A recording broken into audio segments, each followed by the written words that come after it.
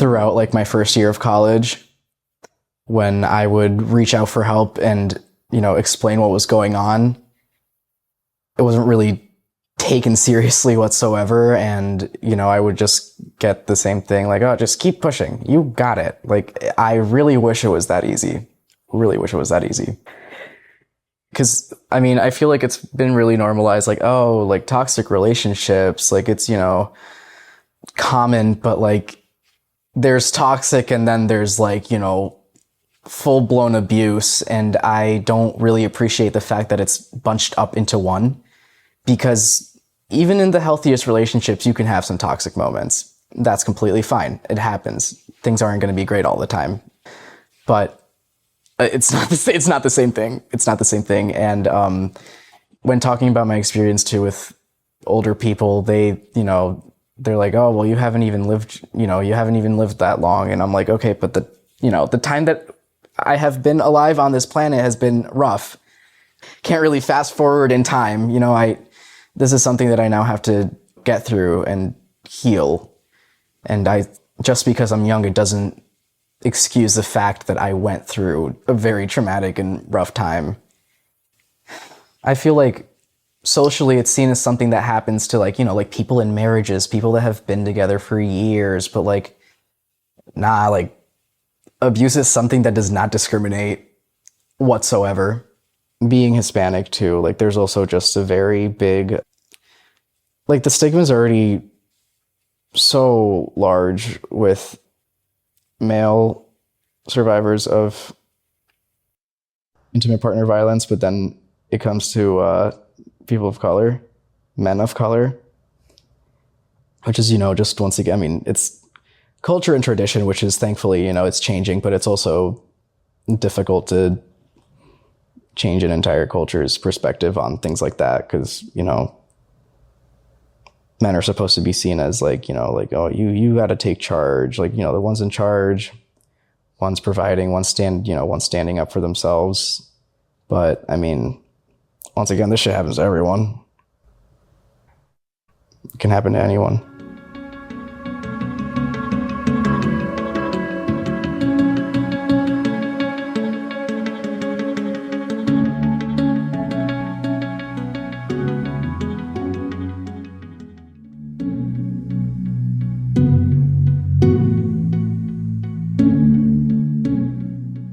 The moment you walk out that door and you lock up for the last time and pull out of that driveway, she no longer exists.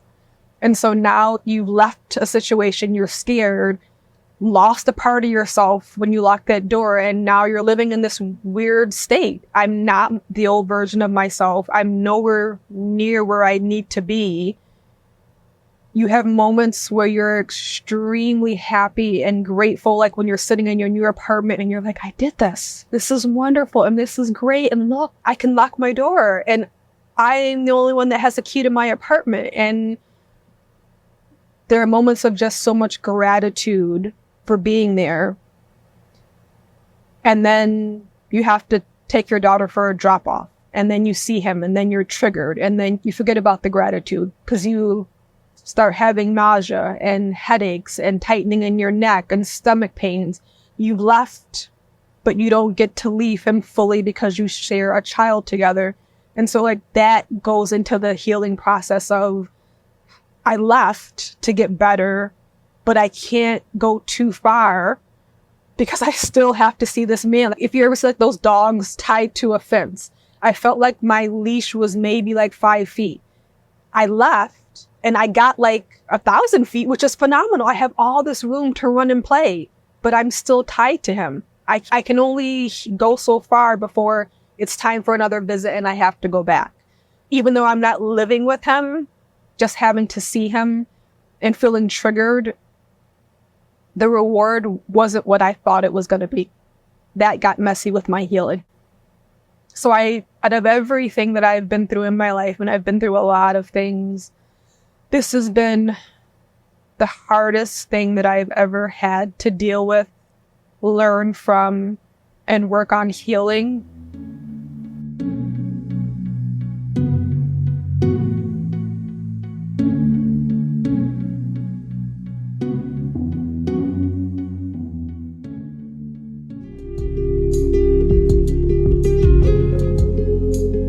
I think the biggest one for me now is, I call it co-parenting, but it's a sad excuse for co-parenting. Being re-traumatized comes in forms of, even like to this day, my family saying, you're too nice because he's still in my life.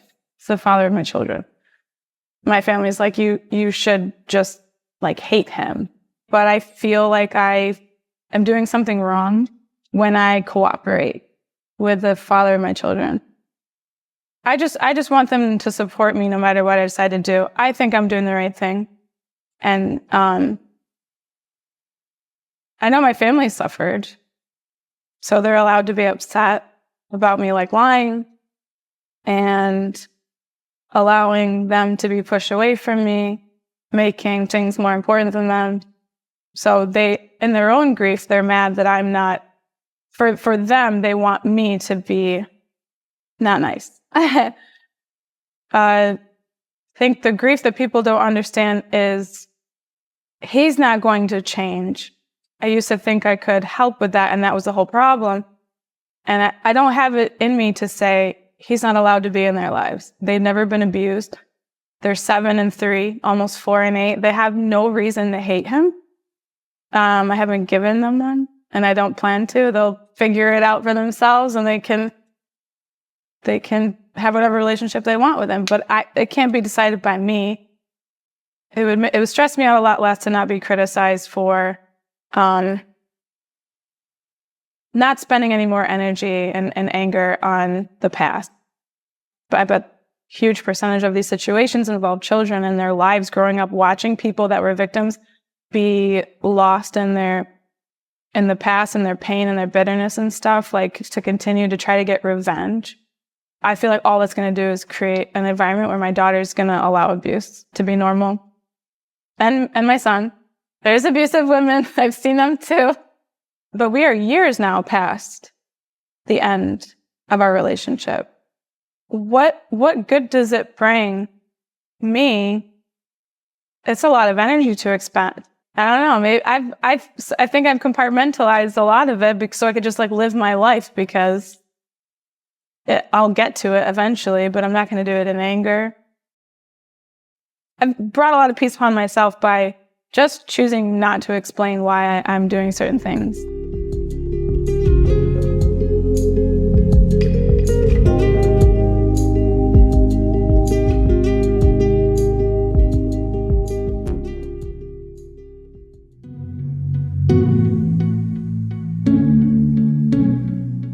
I spent a lot of time in nature. I spent a lot of time alone, getting comfortable with myself and getting comfortable with my reality, getting comfortable with nothing and embracing nothing as an opportunity. Definitely community. I relied heavily on community, other women, other survivors who've gone through it. I pursued therapy, talk therapy, and I've had Reiki. I've done it all. But what has really impacted me the most and has given me a sense of being and belonging and community has been sharing with other survivors and holding space for them as well.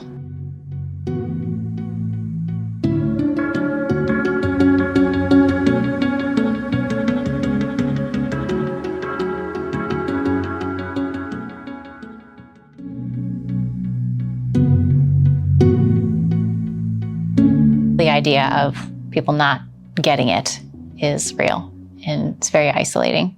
And that makes you not want to talk, even if they were supportive, but you wouldn't understand, so why waste my breath trying to describe this? Like, it's hard enough to live it, let alone to recount it. It's like a prism, and there's so many different facets of it. And that's just so weighty. And even reading material on grief. I actually read a really good book recently on it called Resilient Grieving. But it was the first book that I resonated with because everybody says, here are the 5 stages of grief that you have to go through, and you cycle through over and over and over and over again. And it's like, a never-ending merry-go-round that I never want to get on ever, So this other book was super helpful in just like some practical ways to grieve. And it's hard to hold the space to actually carry the weight of grieving and accept that, and the time to do that. You know, I know my therapist and I have talked about that too, that like sometimes when you just need to fall apart, you can't actually. You have to hold together for your kids or for your job or whatever. And so it's like, okay, push pause button on that. And then like, when you get home tonight, then you just fall apart and let that go. I think if we grow properly, then we learn to hold space for grief in a very different way. Overwhelming feelings and negative feelings. Like initially, I'm not going to speak for everybody, but I would be like, you don't want those things. You kind of push them away. And then you grow to a stage of like, okay, maybe they're there. And then, okay, they're here. And I think ultimately you want to move to a stage where they're welcome, which is like awful. But they don't go away, you know? So I think that grief slows the process down for that transformation to take place and for us to really look at ourselves and see, sure, there's what's been done to us, but the greater grieving is probably what we've allowed to be done to us. That's what we can control.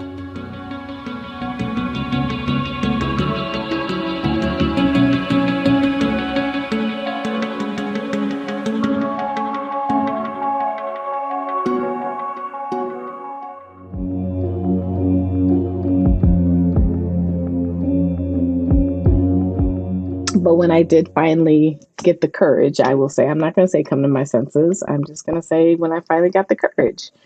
Because people say, oh, you finally came to your senses. No, it's not that. You have your senses. You have your facilities. But it's almost like when the police officers throw tear gas or smoke into a situation to diffuse the situation.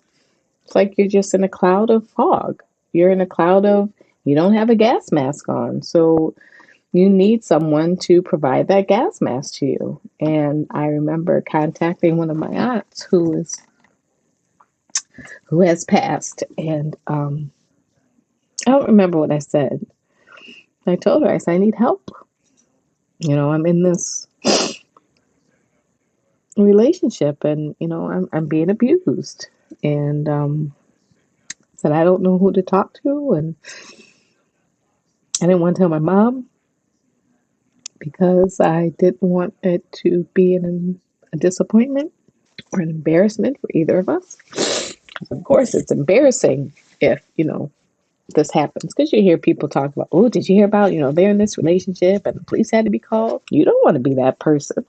But, you know, after telling my aunt, I finally had to tell my mother and my sisters, and they were very supportive. They always have been. But I still felt that distance that had been created, that it's almost like you can't get back that time. So I continue to be this outsider because I still have that experience that nobody else has ever had, so they don't understand it.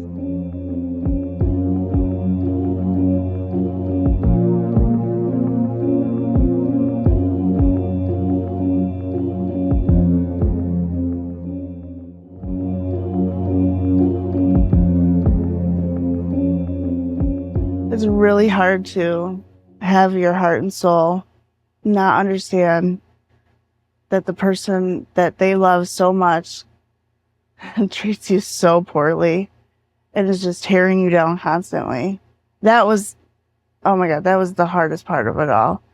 Because you don't want to paint a poor picture for your child, for their other parent that they love, but you're constantly it's just re-abuse, telling you you're not worthy, you're not a good enough parent, all these things, and you can't share it with your child until they see it on their own, and then you just have to be there for them. And I couldn't say I told you so or anything like that. I just, you know, no, it's not right what they're doing, and you deserve better, and just be the support. It's terrible that she had to see it, because she had been pretty well protected from it. But once she saw it, she made the decision not to go back. So it also took till she was a teenager, could see it for herself. And that was hard. Having gone through that, that healed me as well. And again, that's 16, 17, 18 years later. And it took a couple of years of her being very angry and taking it out on me because she couldn't take it out on her dad, that I had to suck it up and take it until she was ready to really see why she was upset. It's crazy. It impacts every aspect of your life. And then those you care about at the same time. It weaves into everything. But that's hard too, because you think you've moved past it and oh, here comes the next thing. But you can move on, and it gets easier and gets better, and being able to support other people through it is also healing.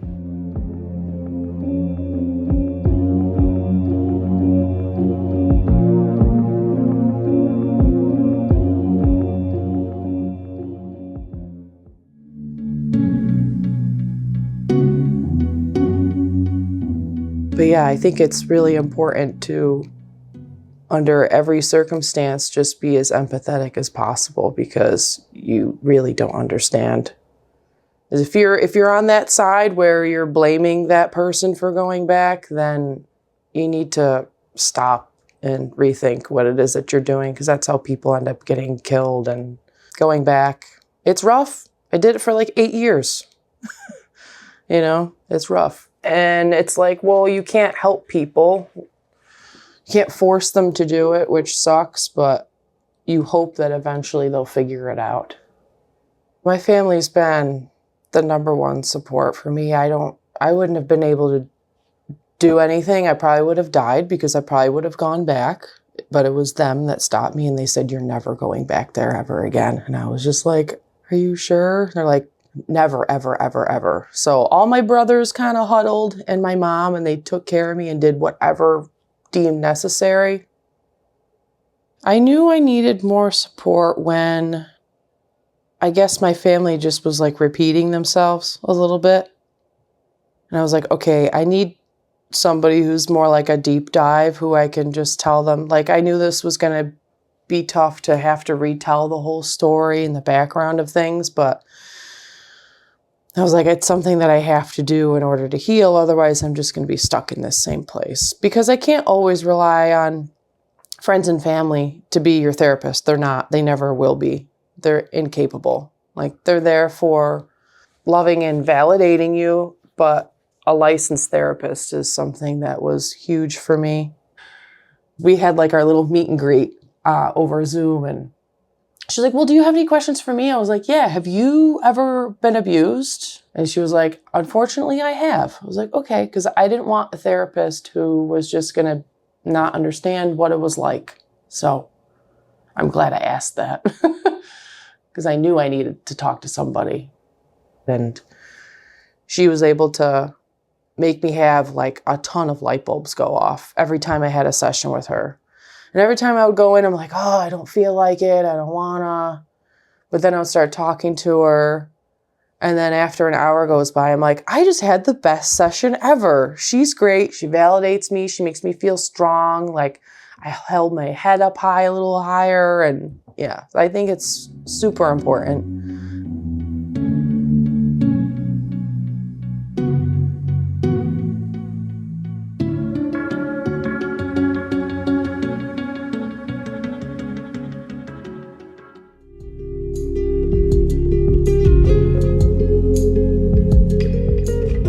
I think going back to the abuser, that's not validated, and they may not understand why. For me, my case was because I have a child with this person, or because I thought I was in love, and maybe I was. I think I was. Or you have hope and you care. There's a part of you that care. You think it's going to work or it's not going to happen again.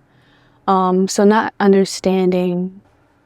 So when I think about my grief in the beginning, it was really hard to let go, because I had that sense of loss of knowing I had to let go of that person, but not knowing how, because I had long-term in mind. We had a child together, that going back to that hope again. So I was experiencing grief and healing at the same time. It's kind of like a tug of war. But how that changed over time, I had to accept that I had to let go. And I'm a visual person, so I literally drew a Venn diagram of why did I stay? Why did I leave? And then I think in the middle, like similarities, but one was, why do I not go back? So part of my healing was letting go and accepting the grief. And it's okay to miss this person. It's okay if I still have love for this person, but it's not healthy. So it changed over time. It was up and down because healing isn't linear. So there were many times it was a cycle. I'm okay with letting go. I'm not okay with letting go. I'm going to try again. But that helped me in my healing because it just made me stronger in recognizing my weaknesses again and my strengths, and also picking up on cues of this doesn't feel safe. So how do I keep myself safe? And that's what really kept me safe, by trusting my instincts and building my self-trust of letting go. It's going to be okay if I let go. And it did. It was.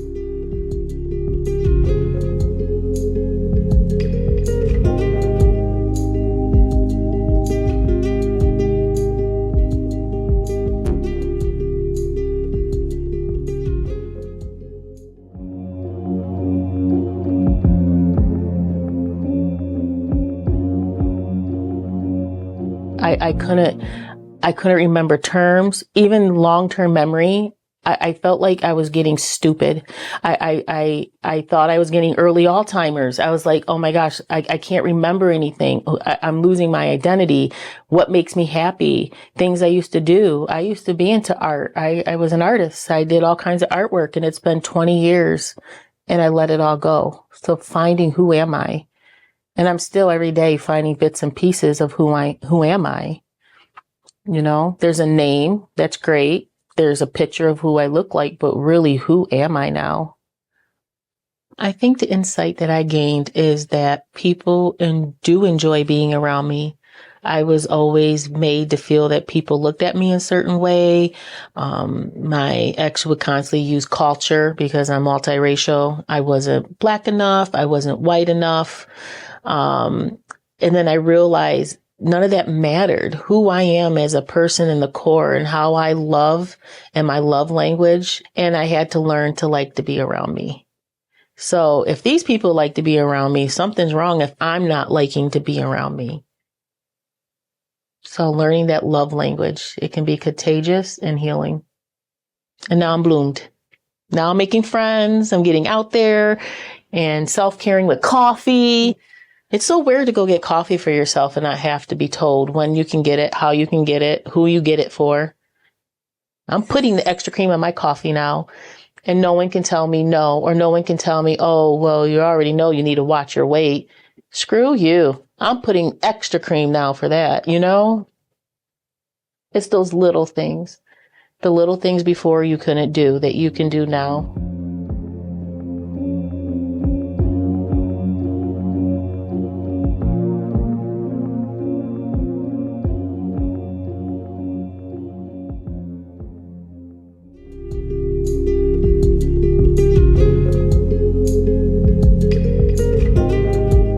Well, I think my family especially, sometimes I think they've tried to understand the sense of loss that I feel. And sometimes they do a good job of it, but sometimes I don't know that they really get it. I think they think I should be happy that I'm away from the person. I don't miss him. Sometimes I'm totally fine talking about this, and I don't know what it is about today that it's hard, but I don't miss him at all. When I think about what he is, I don't miss him. But I miss what I thought he was. I had my children's names picked up. I was supposed to be a mom right now. And I miss the dream of what I thought I had.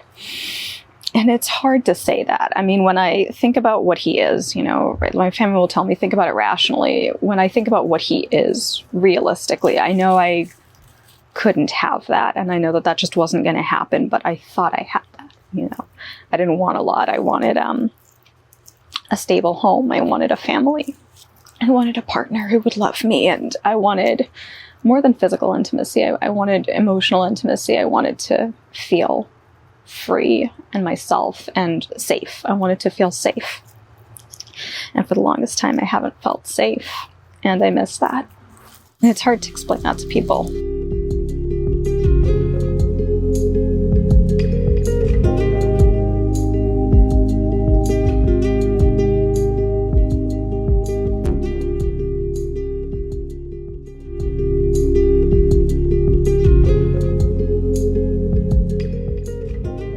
So my mom tried to take me to those places, and I just would lie. And I remember them like showing me the cycle of abuse and telling me all these things. And I think from that perspective, it wasn't in the teenage view, right? So I think someone was trying to help me from an adult view, and that I didn't relate with it. It wasn't that, you know, he was trying to control what I was wearing and control who I was hanging out with and taking me away from cheer and dance and trying to spend all my money. Those things I can relate with as a teenager. And I don't think we talked about those things. Those are the teenage signs. But I think the word domestic violence takes away from teenage dating violence. And just in general, an unhealthy relationship and at a young age. And I think it allows someone to say like, well, that's not me. I'm not in that domestic relationship issue. I'm in this teen issue. You know, even though all my friends all knew how bad it was, I don't think I ever once told them how bad it was. Because then I'd have to admit to myself. So there it is. It's okay to admit to yourself that you need help and that this is happening and that you don't deserve to have that happen to you anymore and that you can change it. And it's hard, but it's worth it.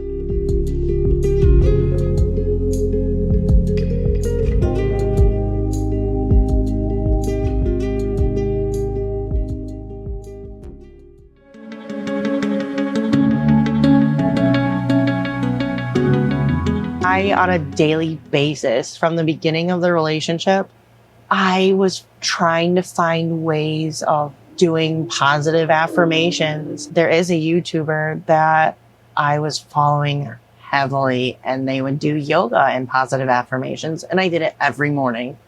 I would go through the poses and I would say affirmations like, you are beautiful and you are strong.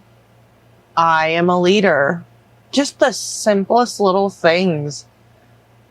There's just so many little things that you do for positive affirmations, even just listening and trying to say them in front of a mirror. And I break down and I cry because I don't think I'm worthy of those words. I don't. It's very hard when you are in an abusive relationship and you are so beaten down mentally and physically. You are broken in so many different ways, and your spirit is crushed. To even think that you are a strong, beautiful human being. Whether you're deep into your relationship and you're being abused in any way, shape, or form, you're more knowledgeable today than you were yesterday. So saying affirmations will get easier. And now I have a different attitude, and I do see myself wanting to be with another person. I deserve the happiness.